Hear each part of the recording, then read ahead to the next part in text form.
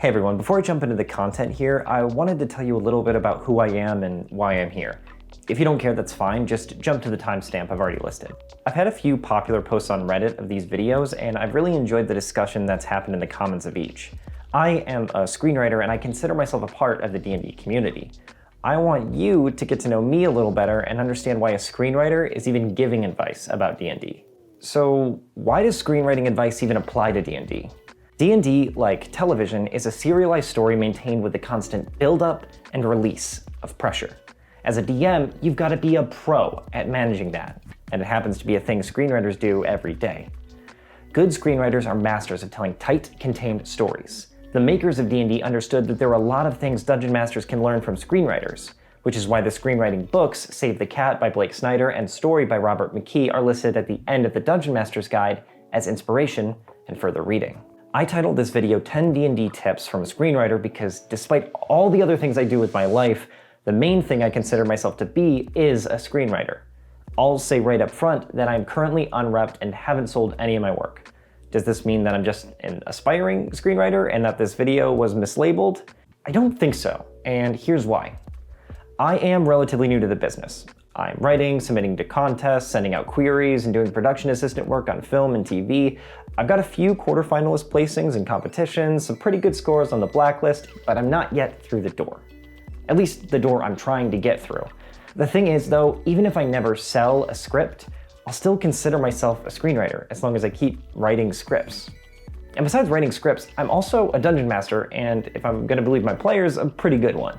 I'm making these videos because I believe that my experiences and background make my perspective on D&D unique and hopefully valuable to you. On to the list. Here's a list of 10 techniques that I use while DMing that come from my experience as a screenwriter.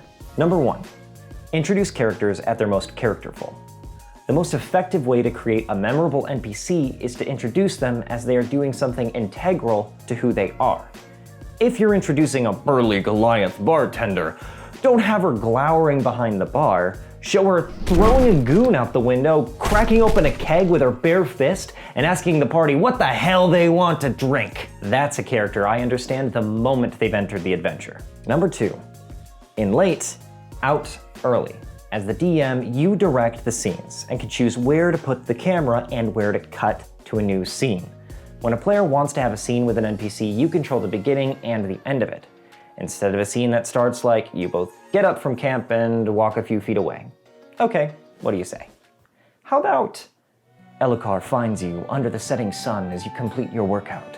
Sweat dripping from your brow, he stares, waiting for you to speak first. You sense you know what he came here to ask you about.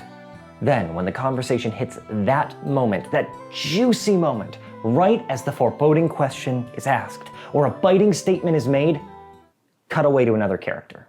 Leave the players wanting more. But don't cut them off if they legitimately have more to get across in the scene. Don't be mean, just dramatic. Number 3, you control the camera. This doesn't mean saying things like, we see a castle, or we pan up, or we zoom in. No, don't do that. What you can do is control the camera in your player's mind by how you describe things. If you describe a hairy mole on the Duke's nose, then it's an extreme close-up in the player's mind, and that evokes disgust.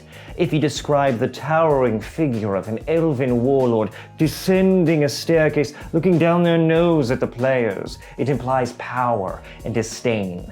Your description of details or the bigger picture is the camera, and it's a very powerful tool. Number 4, everyone arcs. This includes the bad guys, quest givers, and the players too. An arc isn't always, I was once bad, but now I am good. Sometimes it's a steady decline into madness, or realizing the system you thought you were protecting was corrupt all along, and you're starting to sound like a separatist. The key is to start at a place with a lot of room to grow in accordance with the theme you're trying to express. Number 5, show, don't tell. Make exposition interesting. Give story elements during an action scene if you can. Rather than exploiting that the Dark Lord has caused no end of trouble for people, show his minions ransacking a village because they wouldn't give up a rebel leader. Number 6, fire Chekhov's gun. Don't put a gun on the mantelpiece if you aren't planning on firing it later. As a DM, you're setting up a lot of world elements, and it's okay if not all of them are important to the story. However, if you put emphasis on something, make sure it's story relevant. This is part of the reason that players will spend an hour looking at an unimportant chandelier when the painting on the wall showed something far more important. Number 7, let character drive action. You will have a plot that you want to follow as a DM, and that is totally fine. But realize that letting your players push forward the story with motivations core to their characters is a much stronger way of getting the story across. Work your players' backstories into the core narrative. They will be pushing for your plot instead of you having to railroad them. Number 8, conflict reveals character. There's a reason that D&D is a game filled with constant danger. How someone comports themselves in crisis mode informs who they truly are as a person.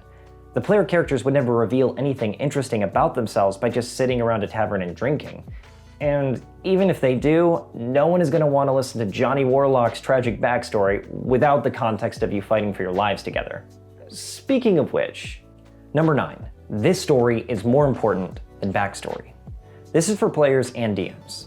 Don't make what happened before a better, more interesting story than what's going to happen. The setting of your adventure better be the most interesting one that you could possibly set a story in. That doesn't always mean the most action-packed one, but the one with the richest possibilities for storytelling. For players, this means don't make the character's backstory more interesting than what they're about to do at level 1. Making an angel-blessed legendary general from the Great Wall go hunting for rats doesn't make a whole lot of narrative sense. Number 10, subtext is king. Practice getting an idea across without ever saying exactly what you mean. Let's look at how you might play a pivotal and iconic scene in D&D, the dinner with Strahd. As you all sit around the table, the servant Rahadin brings a beautifully adorned roast to the side of the table and bows. Strahd gestures for him to begin carving it. As he does so, he begins speaking. I hope you all came hungry. My herd of cattle, well, it may appear lean to the untrained eye, have been through their whole lives periodically starved, then fed, then starved again.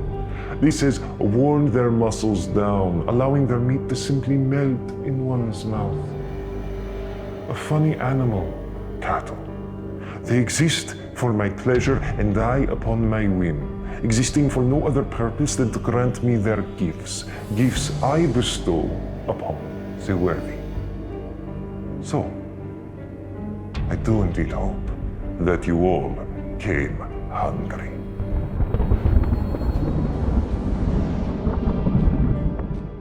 The way the vampire Strahd describes the stake for a party of adventurers suggests that those within his lands have no escape and exist for no other purpose than to serve upon his pleasure. But he also implies that if the party serves him, those gifts might fall to them as well. He said all of that without actually saying any of that. Any dialogue can be improved in this way, and I highly recommend you give it a shot. It's sure to send shivers down your players' spines. I hope you found something useful in these tips. As a DM, you can't always completely control the pacing or story, so don't worry if some of these tips feel a little out of reach. These are just little things to think about as you're prepping or running a session that can do a lot of work for you with, for the most part, minimal effort. Thanks so much for watching. Make sure to like, subscribe, and share with your gaming group if you found something useful. My name is Ben DeHart, and though I didn't start late, I think I'll end early.